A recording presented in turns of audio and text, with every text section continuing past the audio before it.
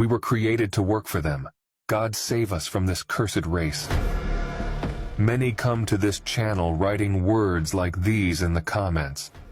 But the truth is that the story itself is quite different from this. The Mesopotamian tablets indeed show that the episode of the creation of humanity occurs in the context of work. In the Epic of Atrahasis, as well as in the Enuma Elish and other myths, it is duly reported that the gods created humans to work for them.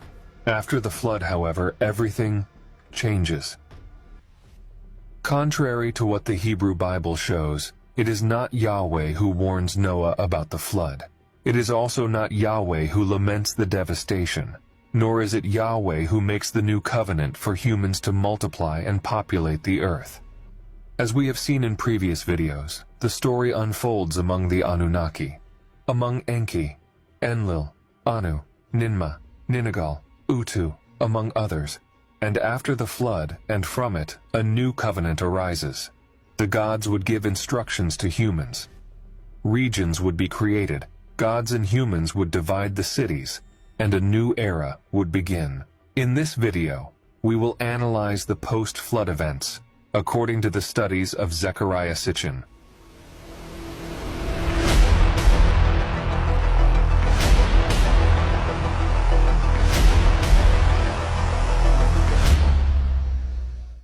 The flood was a catastrophic event not only for humanity, but also for the Anunnaki gods.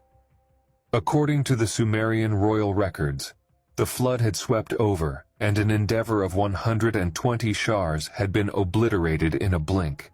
The mines in southern Africa, the urban centers in Mesopotamia, the command station at Nippur, and the space harbor at Sippar, all were submerged under water and sediment.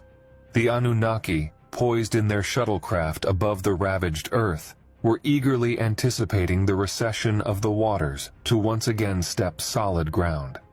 In the wake of their cities and facilities being annihilated and their workforce, humanity, being entirely extinguished, how were they to continue their existence on Earth?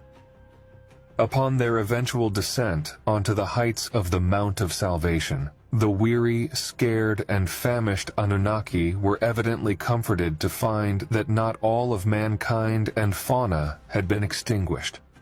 Even Enlil, initially furious that his objectives had been somewhat thwarted, soon experienced a change of heart.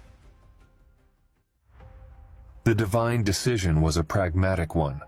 Confronted with their own precarious situation, the Anunnaki dismissed their reservations about humanity, dove into action, and promptly began teaching humans the skills of agriculture and animal husbandry.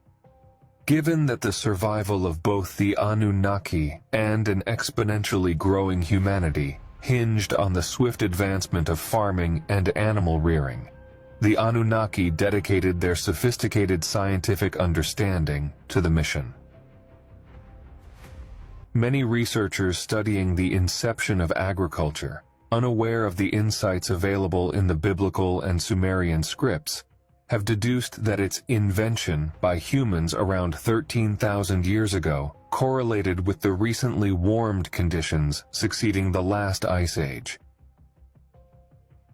Nonetheless, long before contemporary academics, the Bible had also connected the dawn of agriculture with the repercussions of the flood.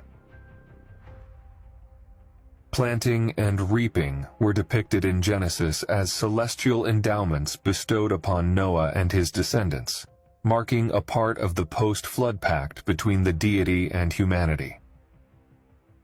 For as long as the earth's days shall be, there shall not cease sowing and harvesting, cold and warmth, summer and winter, day and night. Equipped with the understanding of agriculture, Noah as a husbandman was first, and he planted a vineyard, marking him as the inaugural farmer post-flood, undertaking the intricate and intentional act of cultivation.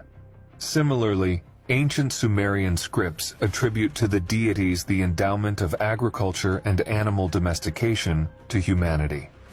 In exploring the origins of agriculture, contemporary researchers discovered its initial emergence in the Near East, surprisingly not in the easily farmable plains and valleys, but in the surrounding mountainous regions. What prompted early agriculturists to bypass the plains and confine their agricultural activities to the challenging mountainous areas?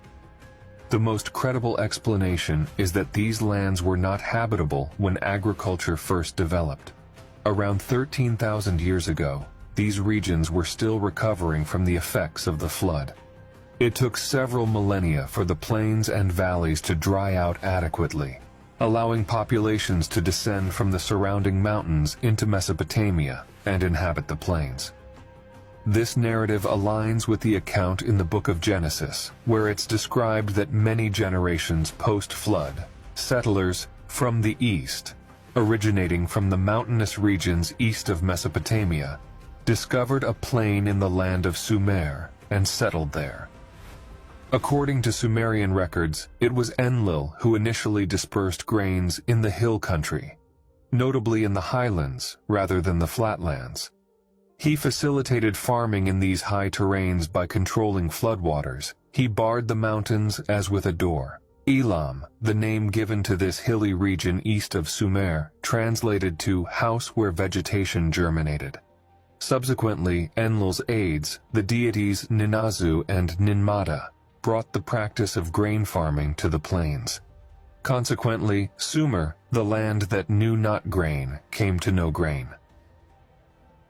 Contemporary researchers, having confirmed that the inception of agriculture coincided with the taming of wild emmer for wheat and barley, face a quandary. The initial grains, like those discovered at Shanidar Cave, were distinctly uniform and advanced. Nature necessitates myriad generations for even slight refinement through genetic selection. However, records of such an extensive and gradual transformation on Earth remain elusive.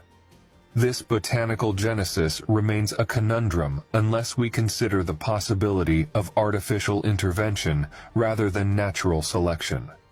Spelt, a variety of wheat with a robust grain, presents an even more intricate puzzle.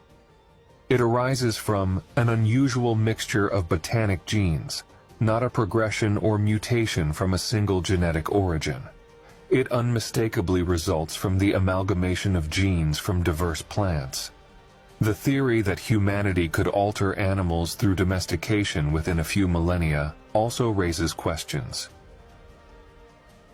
Contemporary scholars remain perplexed by these enigmas, and the overarching query of why the mountainous arc in the ancient Near East consistently introduced new strains of cereals, flora, trees, fruits, vegetables, and tamed animals. The Sumerians purportedly held the key to this mystery. According to them, these seeds were celestial gifts from Anu. Wheat, barley, and hemp were purportedly bestowed upon Earth from the 12th planet. The arts of agriculture and animal domestication were gifts imparted to humanity by Enlil and Enki, respectively. The influence of the Anunnaki and the cyclical approaches of the 12th planet seem to underpin the three pivotal epochs of human post-diluvial civilization: the advent of agriculture around 11,000 BCE, the rise of the Neolithic culture around 7,500 BCE, and the abrupt emergence of civilization in 3,800 BCE, occurring at 600-year intervals. It is suggested that the Anunnaki, bestowing knowledge upon humanity in calculated increments, timed these to the cyclic returns of the 12th planet.